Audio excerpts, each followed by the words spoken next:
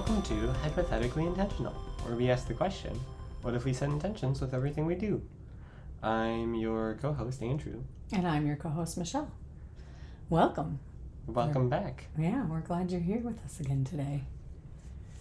I thought maybe today we could talk a little bit about the Choose Yourself Summit we just did last weekend. Well, it maybe wasn't just last weekend by the time this is out, but... Choose Yourself Summit? What's a Choose Yourself Summit, Mom?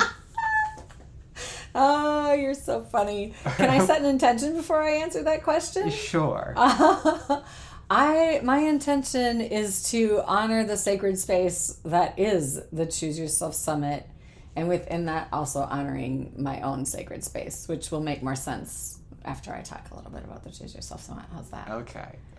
If you want a different intention, you can set your own intention. No, I would also like to honor the sacred space of both you and the summit. And you. Whatever the heck that is. I also invite you and to me. it. Yeah.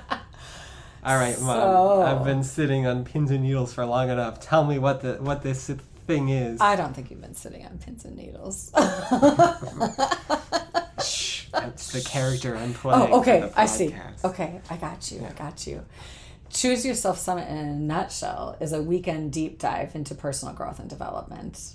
And they're always different. And the people that come together in them are always like the perfect fit of people. And that always blows me away, because you would think when you do deep dive personal work that there would be a potential for like some agitation or some, and it's not to say that we don't get our own agitation within, but that it's amazing to me how some people have known each other for a while, some people are brand new coming in, and yet we all have like this innate like compassion and love for one another and are able to hold space for perfect strangers.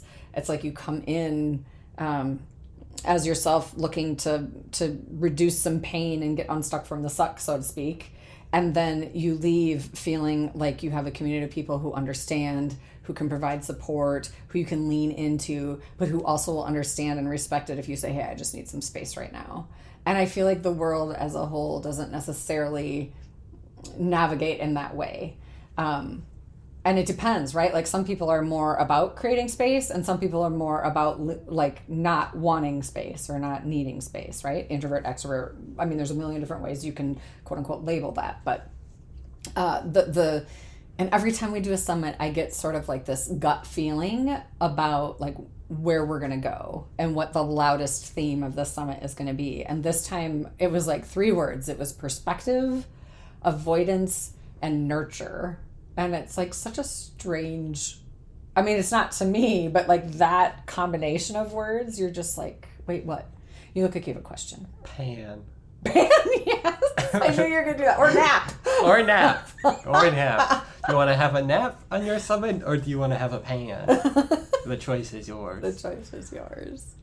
So perspective is just such a powerful thing when we're looking at ourselves, right? And so we just talked a lot about that. Like what is your true story versus what is the story that you sometimes tell yourself to make you feel safe or to keep things the same or to avoid a pain point that you just really don't want to sit in right now. And then, how much do we avoid or what do we do to avoid said pain points? And when is it the right time to go in and look at whatever that might be? And it might be something as simple like, I have this pattern when I go to the grocery store, I always buy this one thing that makes me feel like crap. And I want to stop buying this thing that makes me feel like crap. But I don't know why I'm buying this thing that makes me feel like crap. Right? And it's like, well, that's surface level stuff. Like there's a reason for all of that. Where do we need to go or where might we go to dive all the way in to figure out like what is it about that thing? What does it mean to you? What is it, what does it represent for you? Why might it be calling to you? Like there's a whole bunch of layers, and I'm not going to go all the way into all the different things, but like often there's life experiences that have happened or not happened that have us show up in some kind of way. And in the summits, what's cool is that we all hear people's stories and the things we struggle with and our obstacles, but we all put those things that we're hearing into our own story, into our own life experience, into our own movie, so to speak, right? And while it's different, there's much of it that's the same. There's much, human nature is we want and need to be connected. Human nature is we want and need to be seen for like who we really are and loved. And, just for two examples. And everybody in the room wants and needs those things, even if we tell ourselves we don't. And depending on our life experience, some people are more drawn to some things, some people are more drawn to other things. And so just talking about like our perspective of how we see things, and then building and discussing and playing with the concept of a more accurate perspective, perhaps, and then opening to the concept of what we're avoiding and why, and then really being mindful about how we nurture ourselves. Because to your point from a few weeks ago, we don't always take the time to do things that make us feel good or valued or worthy. You seem like you're going to say something. Oh, well, I was going to, because it seems like you're moving on from perspective into avoidance. So, yeah, what is avoidance all about then? Yeah, I just wanted to get all the way to nurture just because that's I such an thought important we were piece. doing perspective, then avoidance, Yeah, then nurture. no, that's perfect. Oh, yeah, okay. I just wanted to touch on nurture because it's one of those things that we tend to forget about first. Okay, well, we'll get to that in a minute. We will. So what... It's funny. What did you learn about avoidance? Because avoidance is a segue into that. We avoid ourselves. We avoid taking care of ourselves often. And often we avoid, like, we'll do more to avoid our pain points than we will to seek out pleasure. We really don't want to go to the pain points. And part of that is because, like, we avoid changing things because even the pain points, even, like, the struggle that we're in is comfortable. Like, there's comfort in the discomfort because it's known.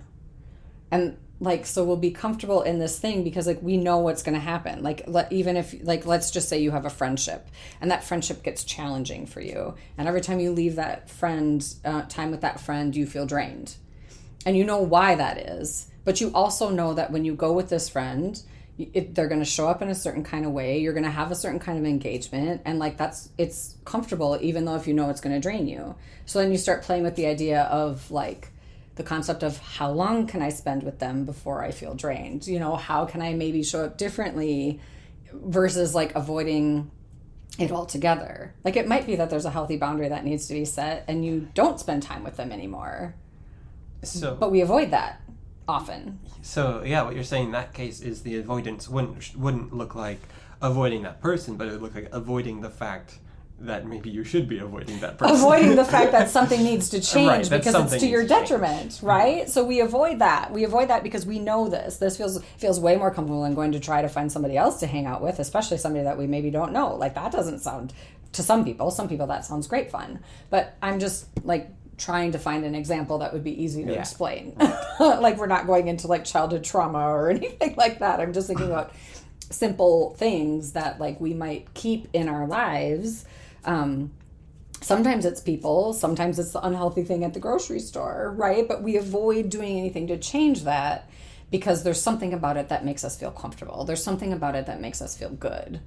And we avoid changing anything. And sometimes it's because we tell ourselves we're not worthy. Sometimes it's because the thought of whatever might be next that is unknown is too terrifying to go. Sometimes it's because we're afraid of whatever this might actually mean, like what the root of it might be is too big of a wound for us to want to or be ready to look at right now, right? There's just so many different ways it can go, but like how we see that, our perspective, and then bringing in that awareness of like, are we avoiding? Is there something else we could be doing? Could we show up in a different way? How can I be more kind and gentle with myself? Which leads right into the nurturing, right? Yeah. How can I be more kind and gentle to myself or with myself? And still having compassion. This isn't about like just showing up in the world as like a total and complete asshole, right? This is about like having compassion for yourself first, so that then ripples out into your world, and you can also have compassion for others. If you're never doing your work, it's hard to even see anything from someone else's perspective. Mm-hmm. Right? And so like that specifically is actually something that I had been struggling with recently, because my life has been very stressful, and I have been finding it really hard to have the energy to empathize with people, which isn't something that I would really recognize as taking energy in the past. Yeah. But now I realize it was just because I was lucky enough to have the energy to do it. So I definitely resonate with that. Yeah. Specifically, that point specifically. Yeah. So it's just a whole weekend of diving into things like that. And those aren't the only 3 words, but definitely like this summit was very much about, about that. And that like, it's not selfish to be selfish. It's not selfish to take care of yourself. It's good to take care of yourself. And it actually helps the people in your life versus like taking away from them. Particularly if you're doing it from compassion, self-love, right? And it seems like, I don't know. I get it because I resisted it and avoided it for a very, very, very long time. I was like, no, I'm a giver. I feel good when I give. I don't feel good receiving. That is not comfortable for me. I don't like receiving. It makes me feel icky, But then over time learning that like, well, if I'm not taking care of myself, I'm certainly not showing up in the world in a way that's helpful even. And so much of what I considered helping was actually enabling and taking away their power to do their own thing and solve their own stuff. So I don't know. It's just such a fascinating, there's always aha moments. There's always things you can't unsee. And those 2 phrases are like some of my favorite things. And they're like the biggest gifts because it's like, if I have an aha moment that gives me some sort of new awareness, like you with the body thing that we talked about last week, right? Like that was a big aha for you. But then also if I can learn things that now that I know them, I can't unsee them, which means I get to sit with them. I get to decide how and if they need to be changed or shifted or healed in any way, shape, or form, or if I need support within that. And if I don't know about it, I can't do anything to shift it or change it. But if I have that awareness, that aha moment where I am shown something that I now can't unsee in a community that's loving and supportive and has tools and resources that can help, it's amazing, and like Dan comes in and does healthy boundaries. Kat, the doctorate level psychologist, comes in and does psychoeducation and teaches us how our brain works and how we can build new neural pathways. And it's just like this amazing, it's just an amazing weekend of, awareness, personal growth, healing, education, resources. And again, for me, like so much of it is about connecting and finding people who are in it with you and who can understand, because there is something about having someone who understands what you might be going through or what you might be experiencing, even if they've never experienced that exact thing, but to understand like the process of feeling so uncomfortable, like you don't know who you are in this moment because you've shifted so much or you've changed so much that now you're in this like, oh my gosh, I've never looked at this piece of myself. That feels really vulnerable. How do we navigate this? What do we do from here? How do we move forward? How do we take care and nurture ourselves and understand that like this is temporary, right? I think I talked about that a few episodes back about like the suckiest of the suck and the best of the best are both temporary. Like nothing lasts forever. Like we're all going to die, right? And that's okay. But there's comfort in that, like the worst of the worst is temporary and the best of the best is also temporary. But if it wasn't, just like your loaf of bread, to the point we made in that episode, like if it wasn't temporary, it would just get old and mundane and we would be bored with it. So there's something about like, as much as most people don't like change and we resist it, if there wasn't change, we would just kind of be numbed out and bored and there wouldn't be much to, like, I don't know. It'd be hard to live in a way that brings joy. I feel like the best and the worst things in life are all change. Yeah. Exactly. And the thing that gets in the way of all of those things is often, if not, I guess I don't like to say always, but fear. Mm-hmm. Fear is such a big one. Mm-hmm. That either stops us or drives us. And it's just such a fascinating thing. But I learned so much on these weekends. It's like Kat and Dan and I are up there holding space and we're all in it with them. It's not like we're like on this pedestal going, we know all the answers. Let's do this thing. Do what we say or else. It's like, no. All right, let's dance this dance together. Let's figure this out. What are you feeling? Oh, yes, I've experienced that. How about you? What do you think, Dan? What do you think, Kat? And supporting each other in that way. And I mean, obviously we have some expertise and some wisdom within it and we're doing the work. And so we can support and help other people. But we are not I don't think personal growth works in a way. I actually don't think much of life works in a way where it's just top down and it's like, here's the thing and this is always the way it works and do that, you know.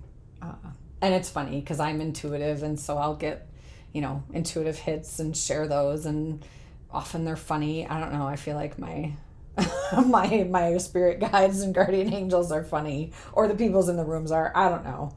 And I know that's a me thing, not a you thing, but I definitely it was a great weekend with a lot of laugh, you know, some tears, and just a whole lot of connection, which is always amazing.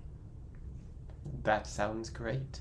Well, I'm glad that the summit, the Choose Yourself Summit, was a very good experience.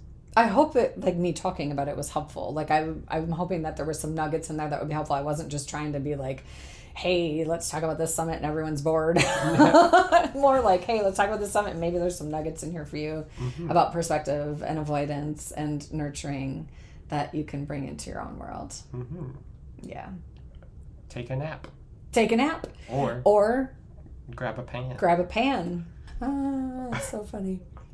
All right, that's a wrap for today. You can find us on social media at Hypothetically Intentional on Instagram and Facebook.